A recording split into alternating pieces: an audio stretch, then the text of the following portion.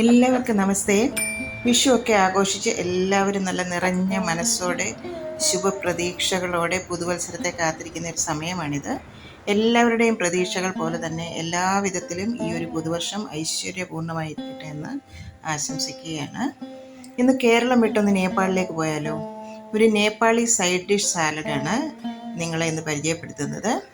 ചുക്കൗണി അത്യാവശ്യം ഹെൽത്തി ആയിട്ടുള്ള ഒരു ഡിഷ് തന്നെയാണിത്. വീഡിയോ കണ്ടു നോക്കിയാലോ. ഒരു ബൗളിലേക്ക് 2 കപ്പ് അധികം പുളിയില്ലാത്ത കട്ട തൈര്, ഒട്ടും കട്ടയില്ലാതെ തന്നെ ഒന്ന് ഉടച്ചെടുത്തിട്ടുള്ളതാണ്. മിക്സിയിലിട്ട് അടിച്ചാൽ ഇത് കൂടുതൽ ലൂസായി പോകും കേട്ടോ. അതുകൊണ്ട് തന്നെ ഹാൻഡ് വിസ്ക് കൊണ്ട് ഒന്ന് കട്ടയൊക്കെ ഉടച്ചാൽ മതിയാകും. ആവശ്യത്തിന് ഉപ്പ്, 1/2 മുതൽ 1 ടീസ്പൂൺ വരെ പഞ്ചസാരയാകാം. ഫ്ലേവറൊക്കെ ഒന്ന് ബാലൻസ് ചെയ്യാനായിട്ടാണ്. കാരണം ഇതിൽ ഇനി നാരങ്ങാനീരും ഒക്കെ നമ്മൾ ചേർക്കുന്നതാണ്. ഒരു 8-10 കുരുമുളക് ഒന്ന് ക്രഷ് ചെയ്തതാണ്, അതും കൂടി ചേർക്കാം. 2 ടേബിൾ സ്പൂൺ വെളുത്ത എള്ള് ഒന്ന് വറുത്തെടുത്ത ശേഷം മിക്സിയുടെ ഡ്രൈ ജാറിലിട്ട് ഒന്ന് ക്രഷ് ചെയ്തെടുത്തിട്ടുള്ളതാണ്. അതായത് നല്ല തരിതരിപ്പായിട്ട് പൊടിച്ചതാണ്, അതും കൂടി ചേർത്ത് കൊടുക്കാം. ഒരു 4 പച്ചമുളക് നെടുകെ കീറിയ ശേഷം വീണ്ടും ചെറുതായിട്ട് ചോപ്പ് ചെയ്തതാണ്, അതും ചേർക്കാം. 2 സവോള ഈ ഒരു രീതിയിൽ തിന്നായിട്ട് സ്ലൈസ് ചെയ്തതാണ്, അതുകൂടി ചേർത്ത് കൊടുക്കാം. എല്ലാം കൂടെ സ്പൂൺ കൊണ്ട് ഒന്ന് മിക്സാക്കി എടുക്കാം. നിങ്ങൾക്ക് വേണമെന്നുണ്ടെങ്കിൽ മറ്റൊരു രീതിയിൽ ഇത് ചെയ്യാം കേട്ടോ. കാരണം ആദ്യം തന്നെ ഉള്ളിയും എള്ളും കുരുമുളകും പച്ചമുളകും ഉപ്പും പഞ്ചസാരയും എല്ലാം കൂടി കൈകൊണ്ട് നന്നായിട്ട് ഞെരടി യോജിപ്പിച്ച ശേഷം തൈര് ചേർത്ത് കൊടുത്താൽ മതിയാക്കുക. അതാകുമ്പോൾ കുറച്ചും കൂടി ഫ്ലേവറൊക്കെ ഒന്ന് റിലീസായി കിട്ടും. ഇങ്ങനെ ഞാൻ ചെയ്ത് കഴിഞ്ഞപ്പോഴാണ് മറ്റേ രീതിയായിരിക്കും കുറച്ചും കൂടി നല്ലതായിരുന്നു തോന്നിയത്. എന്തായാലും 2 രീതിയും നല്ലത് തന്നെയാണ്. സ്പൂൺ കൊണ്ട് നന്നായിട്ട് തന്നെ യോജിപ്പിച്ചെടുക്കണം. കൂടുതൽ കട്ടിയുള്ള തൈരാണെങ്കിൽ മാത്രം അല്പം വെള്ളം കൂടി ചേർത്ത് ലൂസാക്കിയാൽ മതിയാകും. ഇനി ഒരു 1/2 ഗ്ലാസ് വെള്ളം കൂടി ഞാൻ ചേർത്ത് കൊടുക്കുന്നുണ്ട്. ഒന്ന് ചെറുതായിട്ട് ലൂസാക്കി എടുക്കാം. ഇളക്കാൻ സൗകര്യത്തിനായി ഞാൻ ഒരു വലിയ ബൗളിലേക്ക് മാറ്റിയിട്ടുണ്ട് കേട്ടോ. ഇതിപ്പോൾ 2 വലിയ പൊട്ടാറ്റോ ആണ്. അത് പുഴുങ്ങി തൊലിയൊക്കെ മാറ്റി ഇതുപോലെ സ്ക്വയർ പീസസ് ആക്കി കട്ട് ചെയ്തെടുത്തിട്ടുള്ളതാണ്. അതുകൂടി ഇനി ഈ സമയത്ത് ചേർത്ത് കൊടുക്കാം. പൊട്ടാറ്റോ ആദ്യം ചേർത്ത് ഇളക്കിയാൽ അത് ഒത്തിരി അങ്ങ് ഉടഞ്ഞു പോകും കേട്ടോ. 1/2 മുറി നാരങ്ങയുടെ നീര് കൂടി ചേർക്കാം. ഫൈനൽ ഗാർണിഷിങ്ങിനായിട്ട് 2 ടേബിൾ സ്പൂൺ മല്ലിയില ചോപ്പ് ചെയ്തതാണ്, അതും കൂടി ചേർത്ത് നന്നായിട്ട് യോജിപ്പിച്ചെടുക്കാം. ഇനി ഒരു തട്ക പാനിലേക്ക് 2 ടേബിൾ സ്പൂൺ കടുകെണ്ണ ചേർത്ത് കൊടുക്കാം.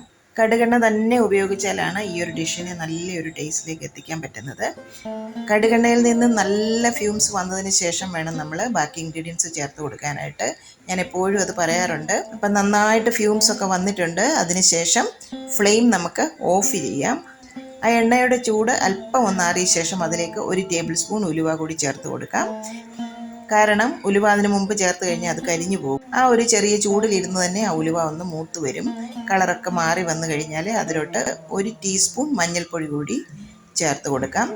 പൊടി കരിഞ്ഞു പോകാതെ ഉടനെ തന്നെ ഇത് കറിയിലെ പുറത്തായിട്ട് ചേർത്ത് കൊടുക്കാം. ഇനി സ്പൂൺ കൊണ്ട് നന്നായിട്ട് ഇളക്കി യോജിപ്പിക്കണം.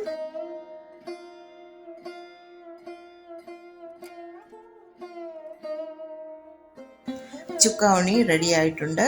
അധികം കുക്കിംഗ് പ്രോസസ്സ് ഒന്നും തന്നെ ഇല്ല. തട്ക മാത്രമേ ഉള്ളൂ ഇതിൽ. എള്ളുമൊക്കെ ചേർക്കുന്നത് കൊണ്ട് തന്നെ വ്യത്യസ്തമായ ഒരു രുചിയാണ് ഈ ഒരു ഡിഷിന്. ഇത് ഫ്രിഡ്ജിൽ വെച്ച് തണുപ്പിച്ചതിന് ശേഷം ഉപയോഗിച്ച നല്ലൊരു സാലഡാണ്. അതല്ല, ഇതേപോലെ തന്നെ ചെറു ചൂടോടെ തന്നെ സ്റ്റീം റൈസിൻ്റെ കൂടെയും ചപ്പാത്തിയുടെ കൂടെയും ഒക്കെ നല്ല ഒരു സൂപ്പർ കോമ്പിനേഷനാണ്. മുമ്പേ പറഞ്ഞതുപോലെ മറ്റേ രീതിയിൽ നിങ്ങൾക്ക് ചെയ്ത് നോക്കാം കേട്ടോ. അതായത് ആദ്യം തന്നെ എല്ലാം കൂടി കൈകൊണ്ട് യോജിപ്പിച്ച ശേഷം അവസാനം തൈര് ചേർക്കുന്ന രീതി. എന്തായാലും വ്യത്യസ്തമായ ഈ ഒരു ചുക്കൗണി നിങ്ങൾ ഉണ്ടാക്കി നോക്കുമെന്ന് ഞാൻ വിശ്വസിക്കുന്നു. ഇതിൻ്റെ ഒരു രുചി നിങ്ങളും ഒന്ന് ആസ്വദിക്കുക. വീഡിയോ ഇഷ്ടപ്പെട്ടോ? അഭിപ്രായം ഞങ്ങളെ മറക്കാതെ അറിയിക്കണേ.